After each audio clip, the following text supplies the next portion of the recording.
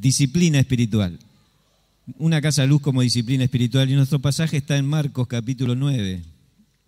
Marcos capítulo 9, en el versículo 14, Jesús dice, sana a un muchacho endemoniado, y ahí está la historia de la que tomamos nuestro versículo.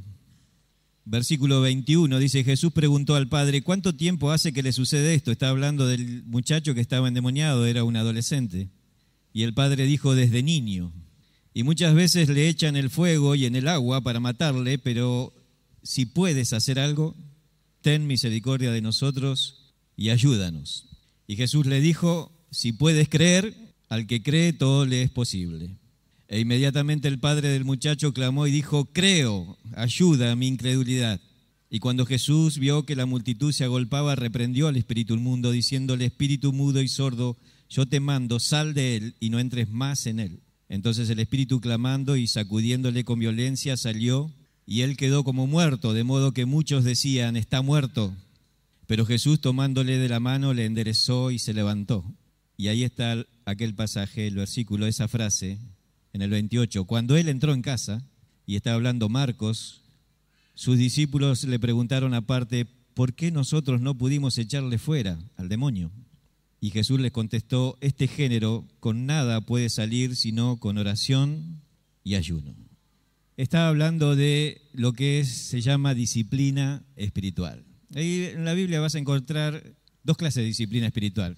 Esta es una, la disciplina espiritual de las prácticas cristianas, la disciplina espiritual, y la otra es la disciplina espiritual que la que uno aplica a los hijos, que también es disciplina del Señor, y que es cuando viene tac, tac, y le das en las nalgadas, así, una nalgada. Había un maestro que nos enseñaba con una paleta de ping-pong y decía, esto está bueno para la colita y darle, y eso es disciplina para los chicos, pero si yo practico con esa palita ping-pong, eso es otra clase de disciplina y es una disciplina deportiva, y esto hace a que yo sea cada vez mejor en ese deporte practicando ping-pong, y esto es la disciplina de la que voy a hablar ahora. Es decir, para que usted sea un mejor cristiano, un buen cristiano, disciplina espiritual, es decir, una serie de prácticas que tengo que realizar para la vida cristiana. Un escritor decía que en uno de sus libros, Donald White, escribió que las disciplinas espirituales son como las notas musicales. Es decir, una nota musical aislada es solo una nota, pero cuando está combinada hace música. Diciendo que la disciplina espiritual, que son una veintena de cosas que uno podría hacer, y él nombra varias, leer, orar, adorar, evangelizar, ayunar, servir, hacer silencio, contemplar. Todas estas cosas no serían nada por sí solas, pero combinadas hacen a la piedad. Es decir, la idea es que uno sea una persona piadosa. Me acuerdo cuando leíamos en casa de Gustavo y a veces en casa de Miguel, el grupo ahí del equipo pastoral, solamente aquel libro, ¿te acordás? Las disciplinas del hombre piadoso. Y eran momentos de lectura en lo que nosotros practicábamos y aprendíamos todas las clases de disciplina. Así que disciplina espiritual es el ejercicio espiritual, una serie de prácticas que uno hace para crecer y alcanzar a ser piadoso. Hace unos meses en Córdoba se canonizó al cura Brochero. ¿Alguien escuchó del cura Brochero? Y los cordobeses se encargaron de hacer propaganda de lo que había pasado, ¿no? Pero ya adoraban y ya le hacían peticiones, pero se encargaron de propagar toda la historia del cura Brochero y todo lo que había hecho, y realmente es fantástico lo que hizo aquel hombre, ¿no? Ahora, lo que hace la gente hoy, él nunca lo buscó, él nunca pensó en que la gente lo adorara o que le hiciera peticiones a él.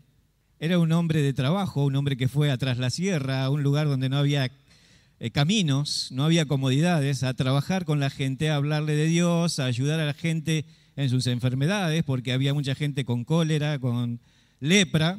Incluso a él se le pegó la lepra y muere de esa enfermedad. Imagínate el trabajo que él hizo caminos, ayudó a mucha gente, armó algunas capillas, pero cuando tuvo el dinero, las donaciones para hacer algo grande, y los feligreses lo ayudaron, él construyó una cosa muy grande que hasta el día de hoy está ahí, un edificio muy grande. Y parece un cuento de la Andricina, porque ¿qué fue lo que construyó este hombre?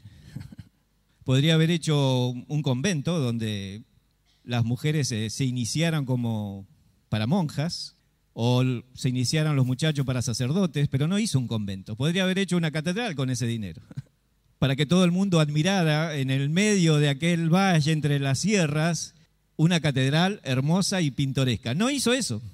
Hizo una casa que se llama la Casa de Ejercicios Espirituales. ¿Sabe qué hizo? Un gimnasio. Y parece ridículo que con el dinero él invirtiera en un gimnasio en medio de la nada, pero era un gimnasio espiritual. Y lo abrió a toda la gente, no era para los iniciados, no era para los que tenían estudio, era para todas las personas, porque él entendió que todas las personas necesitaban hacer ejercicios espirituales. Orar, cantar, contemplar a Dios, hacer silencio, ayunos, porque había muy poca comida. Y lo abrió hasta los bandidos de aquel tiempo, los invitó a participar de eso. Y cuando él hizo eso, toda la gente entendió, el pobre, el analfabeto, el que estaba olvidado, es de que ahí era un lugar donde podía ir. Y lo acomodó de tal manera el programa que llevaba meses para hacerlo de fines de semana, de una semana, de 2 semanas, porque todo el mundo necesitaba hacer ejercicios espirituales. Y esto es de lo que se trata, disciplina espiritual. Ir al gimnasio espiritual. Nosotros le damos mucha manija hoy al deporte y a la pasión por el cuerpo. Fíjate cómo dice 1 Timoteo capítulo 4, versículo 7, desecha las fábulas profanas y de viejas, ejercítate para la piedad, anda al gimnasio espiritual. Porque el ejercicio corporal para poco es provechoso, pero la piedad para todo aprovecha, pues tiene promesas de esta vida presente y de la venidera. Ejercítate para la piedad. El ejercicio corporal para poco es provechoso, pero la piedad para todo aprovecha, pues tiene promesas de esta vida presente y de la venidera. Tiene promesas para ahora y para el futuro. Claro, nosotros vemos que toda la gente, y muy bien por su salud, está dando una gran importancia, y todos deberíamos darle importancia al cuidado del cuerpo, porque el espíritu va adentro del cuerpo. Porque el cuerpo es templo del espíritu y tenés que cuidarlo porque ahí va tu espíritu. Y si tu cuerpo está cansado y pesado, no va a hacer la obra que tenés que hacer, entonces tenés que cuidar tu cuerpo y está bien. La palabra acá que para poco es provechoso comparado con la eternidad, pero el ejercicio corporal es muy provechoso para la salud del cuerpo hoy, en lo que dura la vida. Pero lo que él está haciendo es comparar la duración de esta vida con la eternidad. Entonces dice, para poco es provechoso, porque cuando vayas al cielo, tenés cuerpo nuevo. Ahora en lo espiritual es provechoso para esta vida y para la otra, porque aprovecha ahora tu tiempo en el gimnasio espiritual, es provechoso para ahora y también para la eternidad, porque allá tendrás un espíritu nuevo, pero el mismo carácter. Tendrás un espíritu nuevo, un cuerpo nuevo, pero tu mismo ser. Seguirás siendo vos. Y vas a ver a Dios y vas a contemplar a Dios cara a cara. Hay muchas cosas que no entendías, entenderás, pero seguirás siendo vos. Y hasta el nivel y la apertura de tu corazón y lo que te permitió alcanzar a la medida de la fe y lo que hiciste en ejercicios espirituales. Yo me acuerdo cuando era niño que cantábamos un ejercicio físico que al mismo tiempo era espiritual. ¿Se acuerdan ese que decía cabeza, tronco, rodilla, pie? Todavía lo cantan, ¿verdad? Y a los pre le encanta porque es cabeza, tronco, rodilla, pie. A ver, ay. Rodilla, pie, rodilla, pie. ¿Quién quiere pasar conmigo? ¿Quiere pasarlo?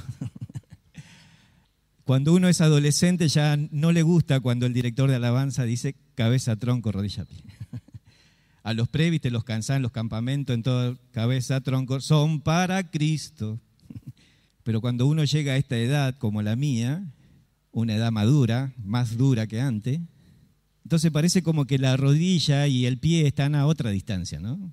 Es como que nunca llegás y lo odias al tipo cuando te invita y te dice, hacé cabeza, tronco, rodilla, pie.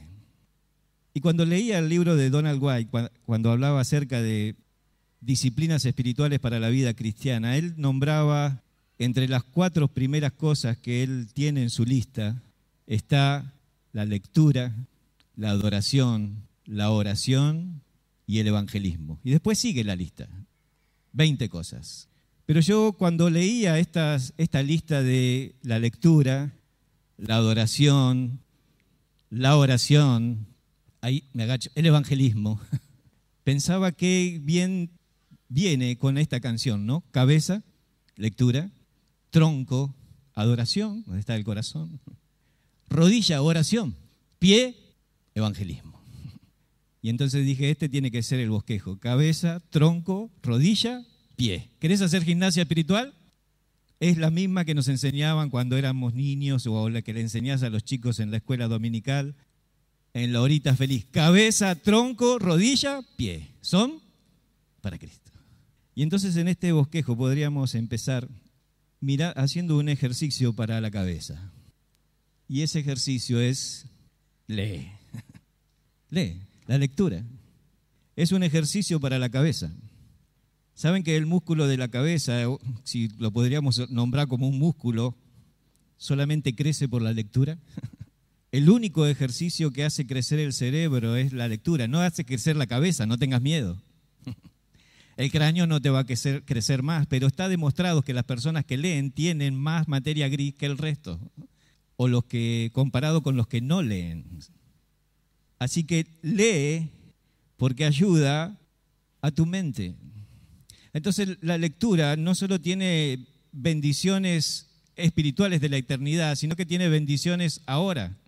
Por eso dice, tiene promesas para ahora y para el futuro. Las promesas para ahora, las personas que leen tienen más neuronas que el resto, que las que no leen. Las neuronas se desarrollan más entre las personas que leen, tienen más conexiones. Los que estudian la génesis del humano basado en la evolución dicen que leer es antinatural, porque antes éramos monos. Y entonces el hombre ahí no estaba preocupado en leer, no podía concentrarse en nada definitivamente, y no es así. Porque la Biblia nos enseña que el primer hombre tenía letras, era un hombre letrado, no podría haberle puesto nombre a los animales si no hubiera letras. Que en el principio había un idioma que todos tenían. Génesis capítulo 11 habla de que todo el mundo tenía un idioma que se hablaba y se comunicaban. Entonces hubo una involución, es decir, el hombre se fue degradando a medida que se separó de Dios, pero mientras estaba con Dios era un hombre completo. Dios creó a un hombre maduro, un hombre de letras. Leer retrasa enfermedades degenerativas del cerebro. Está demostrado. El Alzheimer es retrasado por las personas que leen. La demencia, Parkinson, otras enfermedades. ¿Por qué? Porque las ramificaciones de las células, de las neuronas, son más grandes. Imagínate una telaraña que está unida por solo 3 puntos. En un árbol, en una pared, en otro árbol. 3 puntos. Sería muy fácil de destruir, pero imagínate esa misma telaraña unida por cientos de puntos. Es decir, que cuando uno lee, las neuronas se ramifican más en miles de conexiones. Entonces, cuando llegues a la vejez, vas a llegar mejor por la lectura, por leer. ¿No te has dado cuenta que aquellas personas que han leído mucho llegan mejor en su mente? Y siguen leyendo, por supuesto, cuando tienen mucha edad. Pero yo quiero leer como lee Timoteo. Ahí nomás en 1 Timoteo que estábamos mirando. Entre tanto que voy, dice, ocúpate en la lectura, la exhortación y la enseñanza. Timoteo 1:13, te está diciendo cómo leía Timoteo. Y entonces Pablo dice, entre tanto que voy, imagínate Jesús, entre tanto que voy, ocúpate en la lectura, la exhortación y la enseñanza, porque la lectura tiene el fin de animar a los demás. Es decir, no tiene que ser algo personal, no estás leyendo solo para vos. Estás leyendo para animar a las personas, para tener un argumento con el que animar. No podés animar a los hermanos diciénole vamos para adelante y pegarle en la espalda. Tenés que agregar un versículo de la lectura de la palabra, o no va a haber un ánimo para su espíritu. Por eso dice, ocúpate de la lectura, la exhortación y la enseñanza, la explicación, el sentido que tiene la palabra. Nunca podés enseñar sin leer. Yo quiero enseñar en la escuelita dominical. ¿Lees? Primero lees. Tienes que ser un buen lector. La lectura predice el éxito. En una encuesta que hizo un estudiante por más de 10 años, demostró que los adolescentes que leen, que son buenos lectores, tienen éxito en el futuro. ¿No es esto lo mismo que dice Josué 1:8? Nunca se aparte de ti este libro de la ley, sino que de día y de noche meditarás en él para ser conforme a todo lo que en él está escrito. Y entonces harás prosperar tu camino y todo te saldrá bien. Éxito. ¿Por qué? Lectura. Todos los días. No se aparte de tu boca este libro de la ley. Todos los días leyendo. Y entonces predice el éxito. Los que leen tienen mejor adaptación al fracaso. Generalmente los jóvenes que llegan al suicidio son personas que no son buenos lectores. No han leído biografías de personas que han tenido éxito, porque cuando la lees descubres que todos fracasaron. Todos han fracasado una y otra vez, pero han proseguido a pesar del fracaso.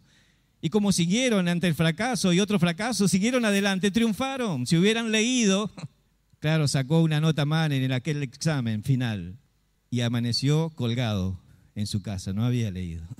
No era un buen lector. Es que los que leen entienden que todavía hay oportunidad.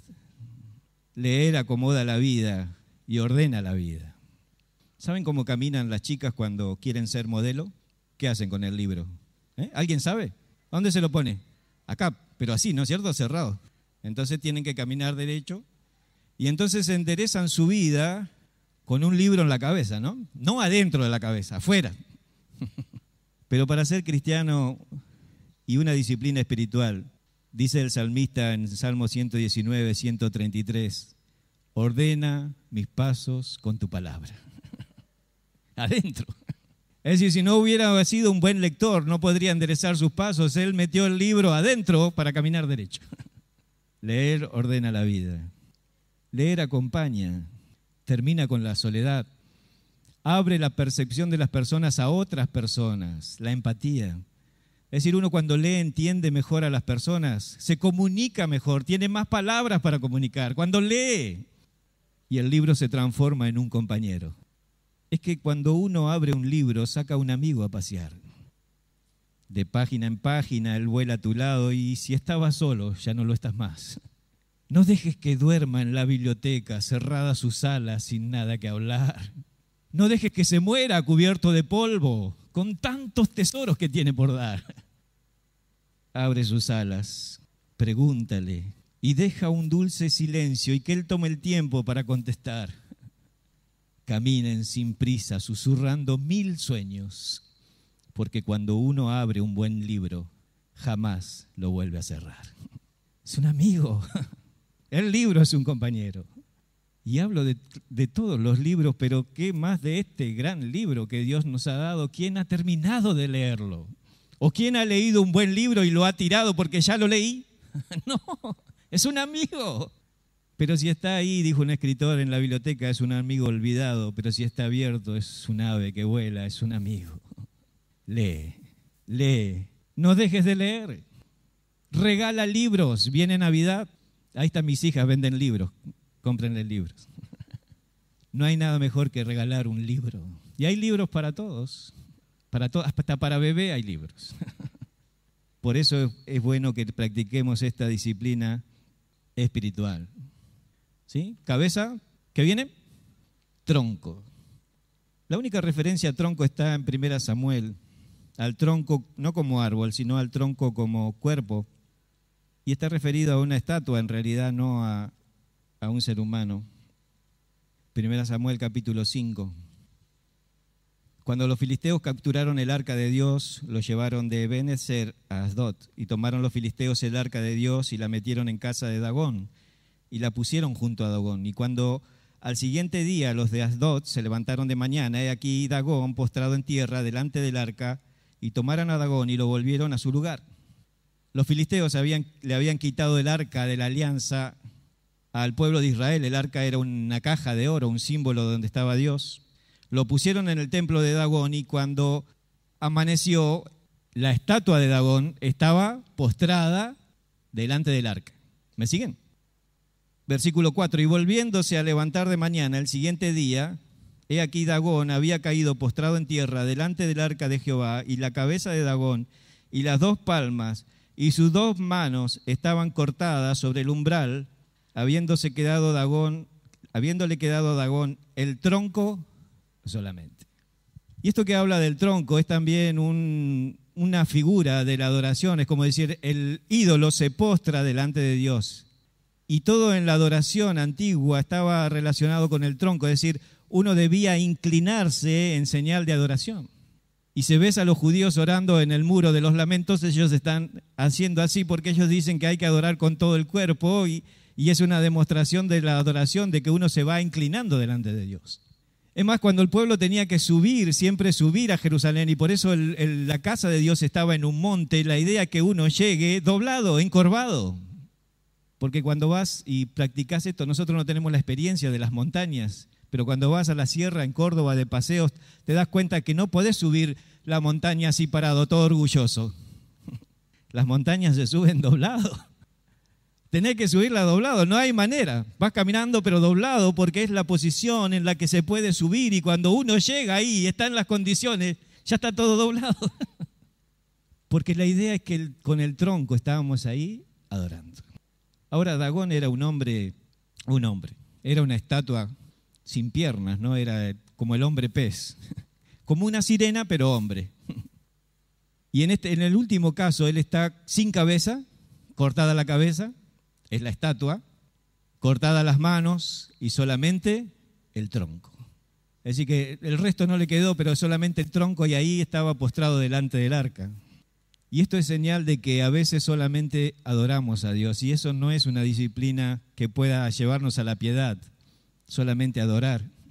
Porque como dije al principio, la suma de las disciplinas hacen a la piedad.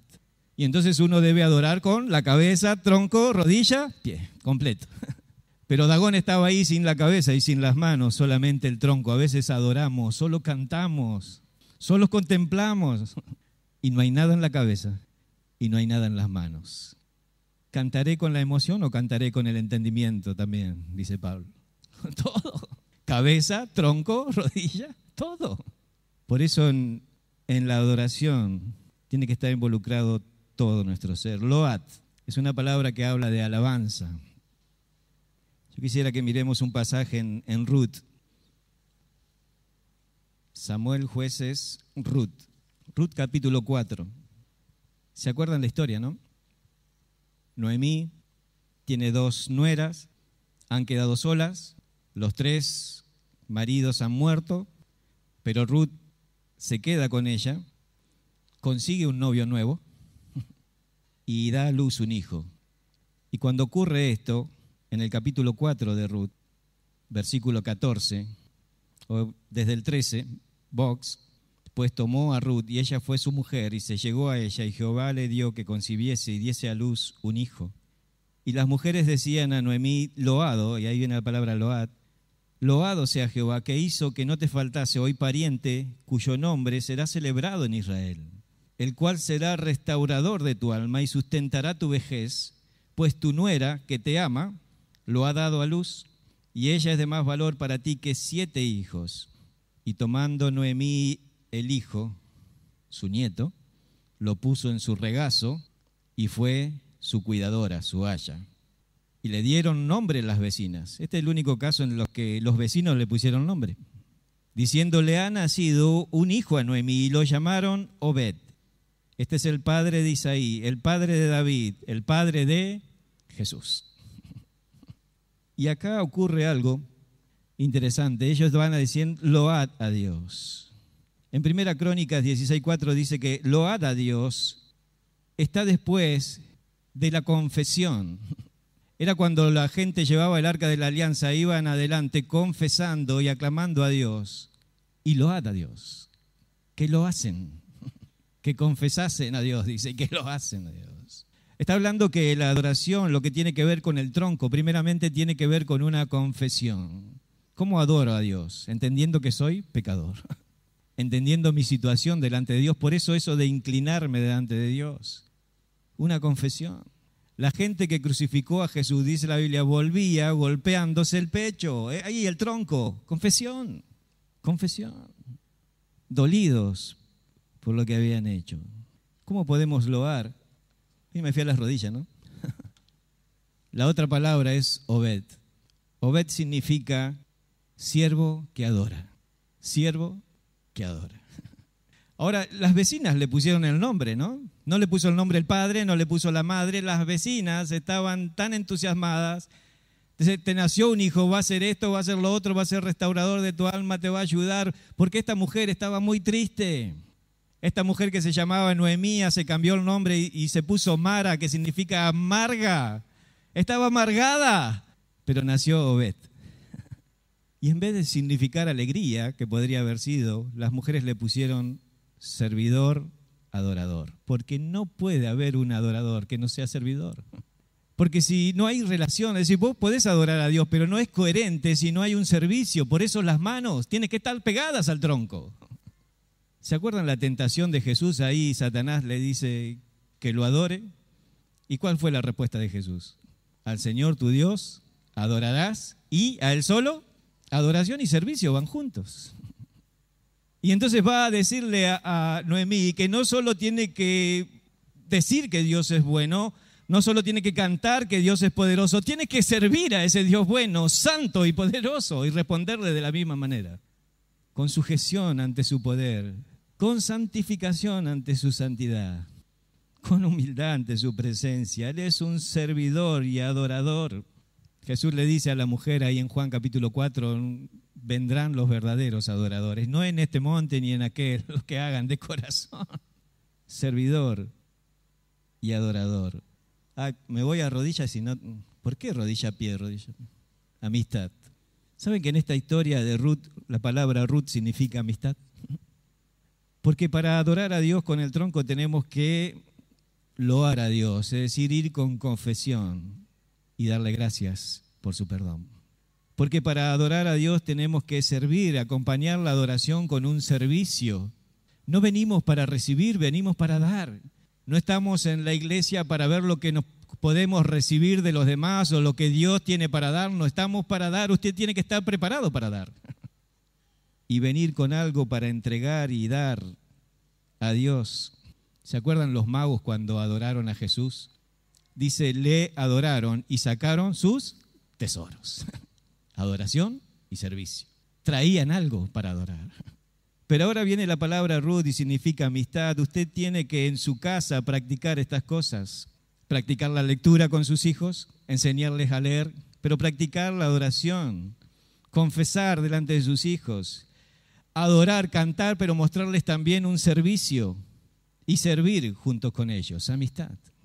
Dice Génesis 22:5, hablando de Abraham cuando iba con su hijo, dice, yo y el muchacho iremos y adoraremos y volveremos. Yo y el muchacho. Está hablando del padre y del hijo, ir juntos a adorar. Y me encanta la frase, la última, porque dice, y iban ambos juntos. ¿Qué quiere decir? Que la adoración era un compromiso tanto para Isaac como para Abraham. Hablamos muchas veces de Abraham y lo que hizo entregando a su hijo estaba entregado. Su hijo iba a adorar también a Dios, había una amistad entre ellos. Él le había enseñado a adorar y ahí iban juntos. A tal punto que el muchacho dice, ¿y dónde está el cordero? Dios lo va a proveer y ellos siguen caminando e iban ambos juntos. Amistad. ¿Ves? La adoración es un asunto de familia, tenés que enseñarle a practicar la adoración. Y en la familia ir en esa relación con la esposa, con el esposo, con los hijos, en un camino que involucre a todos a adorar a Dios. Él iba con el muchacho. Primera Crónica, capítulo... ¿Estás ahí? ¿Quién se durmió? Primera Crónicas, capítulo 25. Hay un versículo que habla de Hernán acá. ¿Está Hernán? Primera Crónicas 25:5. Todos estos fueron hijos de Hernán, de Emam, vidente del rey de las cosas de Dios, para exaltar su poder. Y Dios dio a Emam 14 hijos y 3 hijas. Así que a la Male le faltan 2 hermanas y 14 varones. Y todos estos estaban bajo la dirección de su padre en la música, en la casa de Jehová, con címbalos, salterios y arpas. Todos bajo la dirección de su padre. Hay una alabanza en el hogar. Y es hermoso ver cuando una familia adora y alaba a Dios, ¿no? Acá lo teníamos a Alejandra, a Sergio, el Gonzalo que se fue, pero dirige la alabanza, las chicas que cantan. Esto no sucede en la iglesia, pasa en la casa. Si no hay un lugar donde se canta, si no hay un lugar donde se alaba, no sucederá. Era la familia organizada en la casa bajo la dirección del padre que cantaban. Ahora nota lo que dice el versículo 7. Y el número de ellos con sus hermanos instruidos en el canto para Jehová, todos los aptos, fue 288. Para Dante Valey, que sabe todos los números. 288. Y echaron suerte para servir por turnos, entrando el pequeño con el grande, lo mismo el maestro que el discípulo. La primera suerte salió para Asap, para José. Asap hizo el sorteo y salió José primero. La segunda parte para Gedalías, quien con sus hermanos e hijos fueron 12. ¿Cuántos fueron, Dante? 12. ¿Pero cuánto era el total? 288, muy bien. Entonces cada uno, si no tenía 11 hijos para formar el grupo de 12, tenía que ir hijos y hermanos. Así que el grande y el discípulo eran parientes, o era un primo, un sobrino, alguien sumaba 11, con él 12 y entraban por turnos en la alabanza, en la adoración a Dios. ¿Me siguen? ¿Quiere que le lea toda la lista? No, pero podemos ir a la última. Versículo 31, la 24ª, 24, para Romanti, este que tenía música romántica, Romantieser, con sus hijos y sus hermanos, 12. La lista dice lo mismo. Sus hijos y sus hermanos eran, con él, 12. Ahora vos ves que acá, la primera, dice José. Y si yo multiplico 24 por 12, me va a dar 288. Pero si no, José no tenía 12, si no eran 12 con José, entonces no da el número. ¿Qué está diciendo esto José acá que no aparece la frase con sus hijos y con sus hermanos eran 12? ¿Por qué no aparece? Porque en la suma da 288. Solo hay una respuesta. No tenía hijos y no tenía hermanos. Y este hombre solo había sido en la lista, en el sorteo de Dios, el que era el más olvidado de todos, el que tenía menos posibilidades de todos. Fue hallado primero. Qué bueno. Porque él no tenía hijos, no tenía hermanos, pero podía ser hijos y hermanos espirituales. Por eso, aunque en la primera chance él no aparece, en la suma total da 288, ¿qué quiere decir? Quizás está sola. Quizás estás solo. Quizás decís, yo no tengo a quién enseñarles, no tengo con quién adorar, estoy cantando solo en el baño y canto solo en la cocina y canto solo en todas partes. Pero podés hacer hijos e hijas y hermanos. José. Y enseñarles a adorar a Dios, ir en la amistad para adorar a Dios. La última palabra es dulzura.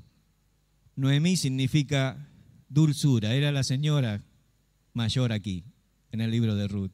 Pero ¿se acuerdan? Ella dijo, no me llamen más dulzura. Llámenme Mara porque soy amarga. ¿Viste esas viejitas malas? Que nada le cae bien.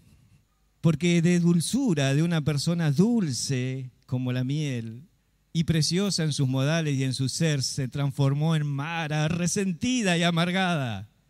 Porque Dios se llevó a su esposo y a sus hijos. ¿Puedo yo criticar a esta mujer? No, no sé lo que es. No sé lo que se siente. ¿Puedo criticar a la mujer de Job porque perdió también a sus hijos? No puedo. Ella dijo, llámenme amarga. Pero qué maravilloso que es Dios, ¿no? Porque todas las mujeres le dicen, loada a Dios, te nació un nieto. Y su ánimo cambió. Y dice la Biblia en el pasaje que leímos que lo puso en su regazo y trajo a su nieto. Y decidió ella ser su aya, su cuidadora. ¿Quién decidió? La abuela. ¿Quién decidió? Ella. A veces nosotros decidimos que la abuela sea la aya, ¿no? Y le llevamos los chicos, ¿viste? Cuídalo, abuela, y se los tira a todos, los bajan del auto, caen en la casa de la abuela y vos salís disparando. Ella decidió ser su aya y ser su cuidadora. Y Dios le regaló a este muchacho para que su vida de amarga cambie otra vez y sea una dulzura. Y el niño que crió sería el abuelo y el abuelo del abuelo de Jesús mismo. Porque ¿cómo tenemos que adorar a Dios? Con dulzura. Y sabes que Dios, abuelos que están presentes, te ha dado una tarea. Deuteronomio 4:9, Éxodo 10:2, dice, las enseñarás estas palabras a tus hijos y a tus nietos. Pensamos que cuando terminó el trabajo con nuestros hijos terminó la tarea, pero vienen los nietos. Dice Dios que Él eligió a Abraham porque sé que Él le enseñará estas cosas a sus hijos y a su descendencia. Y entonces vienen los nietos y ahí tenés que otra vez enseñarles las cosas y está el trabajo de la disciplina espiritual, de volver a enseñarle la disciplina, orando vos, cantando vos, para que el niño va mamando todas estas cosas hasta de la panza, va aprendiendo. Por eso Pablo cuando le habla a Timoteo le dice, yo sé que la fe tuya ya habitó en tu abuela antes, y después en tu mamá, y ahora en vos. Disciplina espiritual. Un tronco de adoración, un tronco inclinado a Dios. Una mujer que se volvió dulce.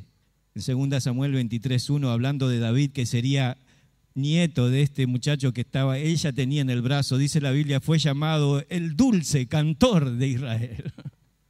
Y aquel nombre de la dulzura que ella había desestimado, como diciendo, tengo tantas amarguras. Ay, Dios puede sorprenderte. Amigo y amiga, Dios puede sorprenderte. Y puede cambiar tu triste historia y tu amargura en días de dulzura. Practica la adoración en el hogar. Practica la adoración en el hogar. Y las mujeres le hicieron aquella canción, todas aquellas frases suenan como una canción. Él restaurará tu alma, y la animaron y la animaron. Y cantaron, poniéndole el niño en su regazo. Cabeza, tronco, rodilla, pie. Ya. ¿A dónde estoy? A ver. Bueno, tengo que terminar en las rodillas, ¿está bien o no? ¿Saben que hay una ropa para orar? La estamos vendiendo en la iglesia, pijamas para oración. Hay una iglesia que vende los almohadones para orar. No podés orar sin esos almohadones.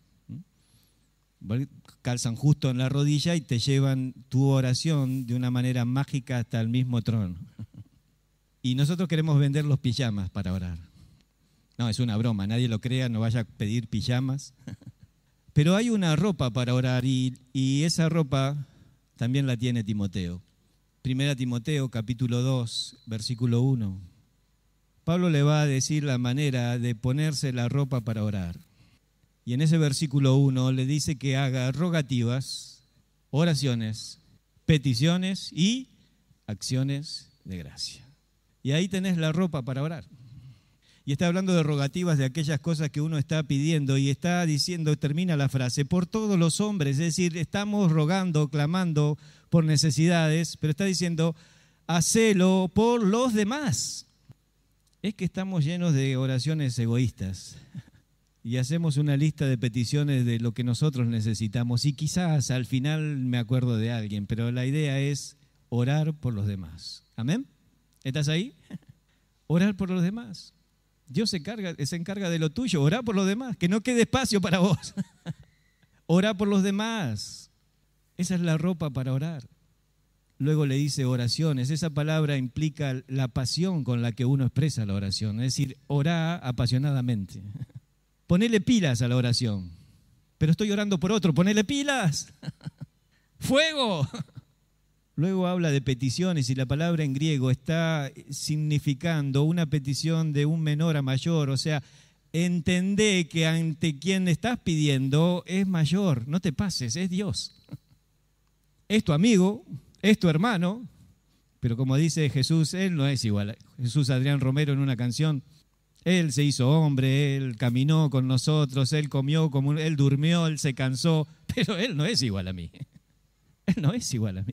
Y entonces entendé en esas oraciones que vas haciendo en tu familia, en tu casa, en tu hogar, que Él es más grande, que es un Dios santo, que es poderoso. Y entonces vas enseñándole a tu familia a orar por los demás, a orar con pasión, a hacer peticiones a alguien superior y a dar gracias. Y a dar gracias. Hay dos versículos en la Biblia, uno dice, da gracia por todo y otro, da gracias en todo. Y uno habla de identificar las cosas por todo. Cuando le pedís a un chico que dé gracias en la mesa, él da gracia por todo. Y entonces dice, doy gracias por el cubierto, doy gracias por el plato, doy gracias por la gaseosa y cuando comes la comida está refría. porque es la gracia por todo. Pero tenés que enseñarle las gracias en todo, y eso habla de circunstancias. Y acá, ya cuando no entendés la situación, igual da gracias. Y cuando da gracias empezás a salir del problema y de la situación porque estás dando gracia por algo que no entendés en todo. Y acá habla de la multitud y de la gente. Dice, acciones de gracia por todos. ¿Y por quién? ¿Por los que están en eminencia? ¿Por los gobernantes? ¿Quién? ¿Por quién? Por el intendente, por el gobernador. Den gracia, den gracia. Y venimos orando y vas orando por todos los que están en autoridad, y estamos en el plan de ayuno con la heladera roja. Yo la rompí en el sur, me dieron de comer un montón, rompí el candado y me comí todo. Y estamos orando por esto y tenemos que dar gracias a Dios. Y cuánto más cuando tenemos ahora un predio para todos los chicos con problemas. Y que viene del gobierno. Pero hay un gobierno superior, que es el gobierno de Dios, del cual son todas las cosas. Por eso Él dice, den gracias. Y nos ponemos la ropa para orar. Hechos capítulo 12. Dice, y habiendo considerado esto, llegó a casa de María, la madre de Juan Marcos, el que tenía por sobrenombre Marcos, donde muchos estaban reunidos orando. La casa de Marcos era una casa luz porque era una casa de oración. Quizás en el tiempo de Jesús, él en el tiempo de Jesús era un pequeño adolescente. Y era su padre el que abría la casa para que los discípulos entraran y ahí hicieran su centro de reunión especial. El discipulado extensivo se hacía en la casa de Marcos. Él lo veía todo. Pero ahora que la iglesia estaba formada y que Pedro estaba preso, dice que la iglesia estaba orando. ¿Dónde? En la casa de Marcos. ¿Pero quién abría la puerta? María, madre de Marcos. Es decir, que aquel hombre seguramente ya ha fallecido. Ahora María quedó la mamá, y él estaba mamando todo esto, que su casa era un centro de oración. Y así vas poniendo las rodillas para orar por tus hijos, como lo hacía Job, y vas a la cama de los niños y orás por ellos y por sus vidas. Nosotros hacíamos esto con Griselda mientras eran niños. Cuando fueron adolescentes ya nos pusieron un cartel, no molestes, estamos descansando.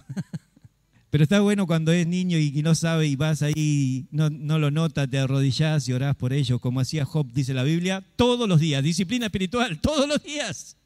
Pero también que tu casa se abra como un centro de oración espiritual. La casa de Marcos respiraba oración. Habían recibido al mismo Jesús y a sus discípulos, y ahora la iglesia estaba ahí orando por los discípulos, orando por otro, orando por Pedro, clamando por los demás.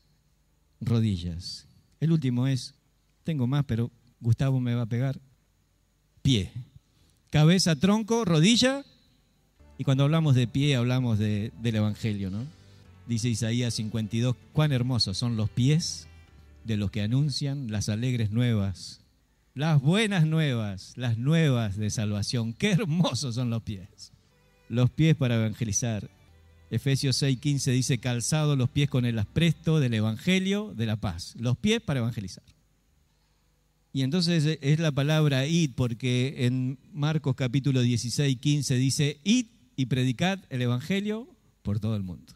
Ahora yo creo que en estas dos letras yo podría poner algo que entiendo como lo que tienen que hacer aquellos que van a recibir la salvación, y es invocar a Dios. Invocar a Dios. En la primera predicación de Pedro, él termina diciendo, porque todo el que invocare en nombre del Señor será salvo. Invocar a Dios. Y claro, uno alcanza la salvación invocando a Dios, pero ¿cómo dice en Romanos capítulo 10? Fíjate cómo dice en Romanos capítulo 10, versículo 13. Porque todo aquel que invocare el nombre del Señor será salvo. ¿Cómo pues invocarán en aquel en el cual no han creído?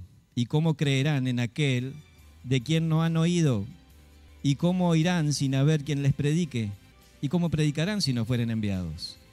Como está escrito, y ahí los envía, cuán hermosos son los pies de los que anuncian la paz, de los que anuncian buenas nuevas.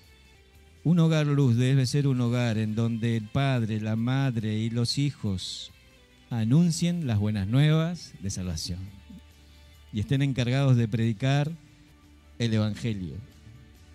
Hay un pasaje que en el libro de Hechos también que habla de Felipe, el evangelista, y dice, él tenía 4 hijas que profetizaban. Eran 4 chicas que predicaban, que hablaban, y se ve que como el verbo está en el mismo tiempo, está indicando que profetizaban juntas. Ahora, hace hablar a 4 mujeres juntas de la misma cosa. No tiene coherencia, ¿no? Entonces, ¿qué significa? Cantaban, eso sí pueden hacer juntas.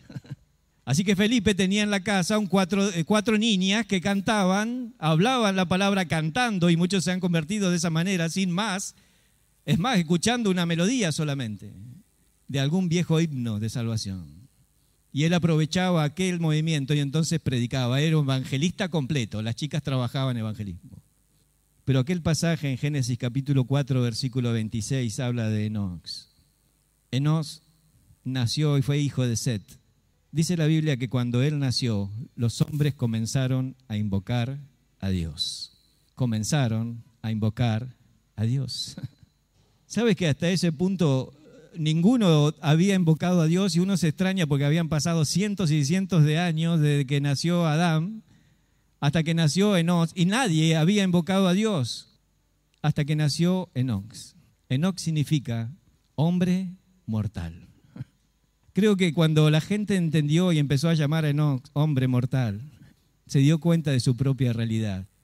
Se dio cuenta de la realidad de todos y comenzaron a invocar a Dios. ¿Por qué? ¡Vamos a morir! La gente que vivía 900, 800 años no tenía la perspectiva de morirse nunca. Pero cuando nació Enoc y su nombre fue un hombre mortal, la gente comenzó a invocar a Dios. ¡Sálvanos! Porque vamos a morir. Ahora nosotros no vivimos ni 80, 90, quizás alguno con suerte, y alguno piensa que no va a morir. Aquellos podrían pensar en esas cosas porque vivían muchísimos años, pero nosotros, todos vamos a morir, todos vamos a morir. Y en esto de evangelizar tenemos que entender que no tenemos mucho tiempo. Tenemos que calcular en qué usamos nuestros pies, a dónde vamos, porque los pies solos son hermosos cuando evangelizamos. Ahí lo dice la Biblia. Los pies solos son hermosos cuando evangelizamos. Es decir, Dios nos ha creado con este par de pies para ir a ganar las personas, y debería ser una disciplina en tu hogar el orar por una persona por día. Saben, estuve en una iglesia donde hace 30 años no entra una persona nueva. 30 años. ¿A dónde han estado esos pies? Pero no podría pasar un día sin que vos y yo le pidamos a Dios en nuestro hogar tener la oportunidad de ganar un alma, de ir y predicar el Evangelio y hacerlo con tu familia. Llevar a tus hijos. Va a venir una campaña de evangelismo. Lleva a tu hijo a la campaña y enseñale cómo ganar almas, para que todo nuestro ser pueda aprender esta gimnasia espiritual. Cabeza, tronco, rodilla y pie son para Cristo. ¿Vamos a orar? Y quizás entendés en esta noche que sos una persona sin Dios, pero la palabra dice, todo el que invocar el nombre del Señor será salvo. Así que yo te invito a hacer una oración donde se incline tu corazón, tu tronco, tu alma, y le digas a Dios, Señor, sé que soy un pecador, sé que hice las cosas mal, perdóname, sáname, límpiame. Quiero recibir a Jesús como mi Salvador personal. Quiero creer en la eternidad, ayuda a mi incredulidad. Quiero que vengas a mi vida y me cambies y me salves. Sé que moriste en la cruz por mí, perdóname. En el nombre de Jesús. Amén. Seguimos orando. ¿Hay alguien que hizo esta oración por primera vez? Levante su mano. ¿Hay alguien que en esta noche le confesó a Dios sus pecados? Levante su mano, vuélvala a bajar. Amén. Dios te bendiga. Amén. Dios te bendiga. ¿Hay alguien más? ¿Hay alguien que le dice al Señor, perdona mis pecados? Sálvame. Necesito cambiar, necesito una vida nueva.